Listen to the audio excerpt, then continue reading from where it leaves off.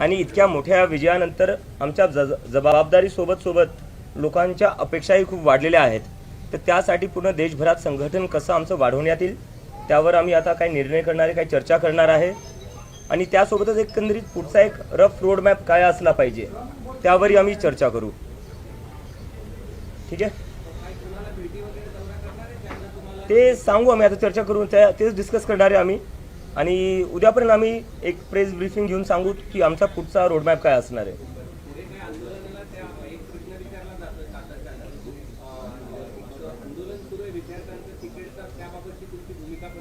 झारखंडमधलं नाही, आम्ही त्यांच्याशी बोललोय, त्यांना आम्ही पूर्णपणे समर्थन दिलेलं आहे. आणि आम्ही त्यांना सांगितलं की त्यांच्या आंदोलनाला मजबूत करण्यासाठी जे काही करता येईल ते आम्ही सगळंच करू. आणि त्यांच्या जे काही डिमांड्स आहेत आम्ही पूर्णपणे त्यांचं समर्थन करतो. नक्की नक्की. That's definitely we will go to Jharkhand and we stand with the students who are protesting there and we support their every demand. जानना चाहेंगे आपकी इसमें क्या आप लोगों का डिस्कशन होगा, क्या एजेंडा है, जरा उसके बारे में बताइए. जो हमारे पहले ही आंदोलन को सफलता मिली है उसके बाद लोगों की हमसे उम्मीदें बहुत ज़्यादा बढ़ी है और उसके साथ साथ हमारी जिम्मेदारी भी काफ़ी ज़्यादा बढ़ गई है. तो उसके लिए अब जैसे हमें पूरे देश भर से समर्थन मिला था, ये जो आंदोलन हुआ था वो बस जंतर मंतर तक सीमित नहीं रहा था, वो पूरे देश भर में हुआ था. पूरे देश भर के लोगों ने हमें समर्थन दिया था अपना. तो उसके चलते अब हम देश भर में कैसे अपना संगठन बढ़ा सकते हैं, हर राज्य में कैसे अपना संगठन बना सकते हैं, उसके ऊपर चर्चा करेंगे. और उसके ऊपर हम देखेंगे कि किस तरह आगे बढ़ाया जा सकता है. उसके साथ साथ आगे जाकर कॉकरोच जनता पार्टी का क्या रोड मैप हो सकता है, क्या होना चाहिए और उसके लिए क्या क्या कदम उठाने चाहिए, उसके ऊपर भी चर्चा करेंगे हम. एक तरीके से हमारा ये 2 दिन का जो कॉकरोच कॉन्क्लेव रहेगा वो हमारा एक फ्यूचर का रणनीति डिसाइड करेगा.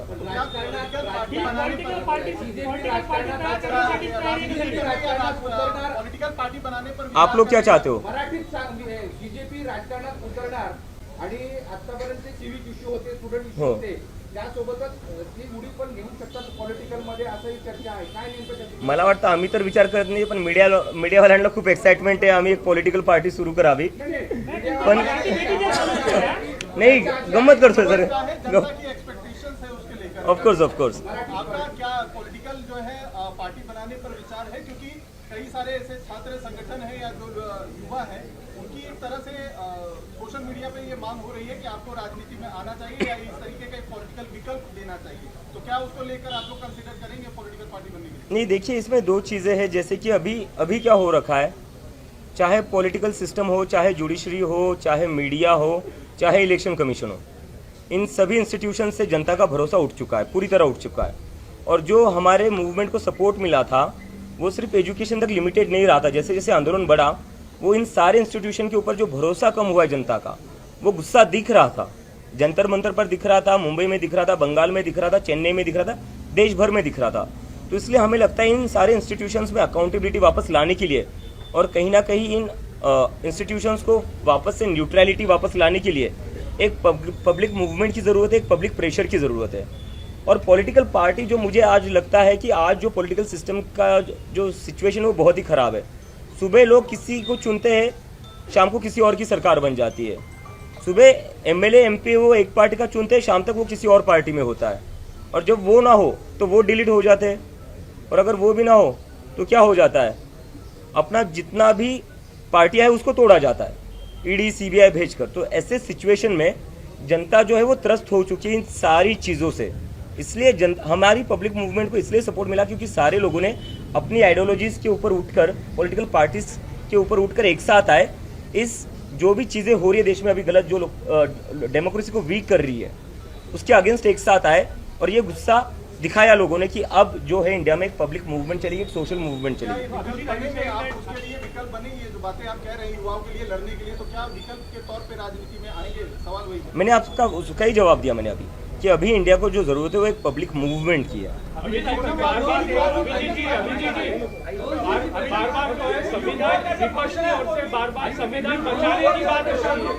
एक संविधान विपक्ष की ओर से बार बार संविधान बचाने की बात हो रही है और संसद में भी जो है डिलिमिटेशन बिल पेश होने वाला है। आपकी रणनीति क्या रहेंगी इसको लेके? क्या अभी जो आपके फोरम है उसमें चर्चा होगी इस विषय पे? आपकी नहीं बिलकुल उस पर हम चर्चा करेंगे बिलकुल। सोनम सर आमचे मेंटर आहेत आणि ते मेंटर असणार आमचे काय। For now, the CJP will be a pressure group because what India needs exactly right now is a pressure group. 2 दिवस ही बैठक होणार आहे. 2-5 महत्त्वाच्या मुद्द्यावर चर्चा होणार आहे. नाही आता देशात जे एकंदरीत आपण पाहिलं, जे मी तुम्हाला आता सांगितलं, जे इन्स्टिट्यूशन्स आहे, जेवढ्या संस्था आहेत त्यांच्यावरचा जो भरोसा कमी होत चाललेला लोकांचा, मग ते मीडिया असो, इलेक्शन कमिशन असो, पॉलिटिकल पार्टीज असो किंवा न्यायपालिका असो, त्यावर आम्ही चर्चा करणार आहे। E20चा जो मुद्दा आहे खूप सध्या हे तो हिटेड मुद्दा आहे, त्याच्यावरही आम्ही चर्चा करणार आहे। आणि त्याच्यासोबतच बेरोजगारी आणि देशाची जी एक देश जो आपला आर्थिक संकटात पडलेला आहे सध्या, पण त्यावर सरकार काही बोलायला तयार नाही आहे। या सगळ्याच मुद्द्यांवर आम्ही चर्चा करू आणि याच्यावर आम्हाला काय करता येईल तेही आम्ही डिस्कस करू। अभिजीत, आपने कहा कि प्रेशर ग्रुप के तौर पे अभी आप काम करेंगे, तो सोनम वांगचुक की उसमें क्या भूमिका होगी? क्योंकि इस आंदोलन में आपका उन्होंने जो है काफी साथ दिया था, एक आंदोलन में वो भी शामिल हुए थे, तो आगे फ्यूचर में उनकी क्या भूमिका होगी आपके साथ? सोनम सर पहले से हमारे मेंटर रहे और आगे भी वो हमारे मेंटर रहेंगे। नहीं त्यांची तब्येत सध्या खराब आहे, ते रिकवर होत आहेत ना। झारखंड में जो युवा वहाँ पर जो है आंदोलन कर रहे हैं, काफी दिनों से आंदोलन कर रहे हैं, आपसे भी वो लोग काफी उम्मीदें रख रहे हैं कि जिस तरीके से छात्रों का आंदोलन आपने जंतर मंतर में किया है, आपकी वहाँ पर भी आने के लिए लोग इंतजार कर रहे हैं, युवा इंतजार कर रहे हैं, तो क्या CJP उनके आंदोलन में शामिल होगी या आप लोग? बिल्कुल शामिल होंगी। हमारे जो झारखंड के जो साथी हमारे वो ऑलरेडी वहाँ पर है और ज़रूरत पड़ी तो हम लोग भी जाने के लिए तैयार, और हम जाएंगे ज़रूर। और हमारी उनसे फ़ोन पर बात भी हुई, वीडियो कॉल पर बात हुई, और हमने कहा है कि आपके आंदोलन को मजबूत करने के लिए जो हो सकता है वो कॉकरोच जनता पार्टी करेगी, और उनकी जितनी भी डिमांड्स है हम उनका पूरा समर्थन करते हैं। Thank you.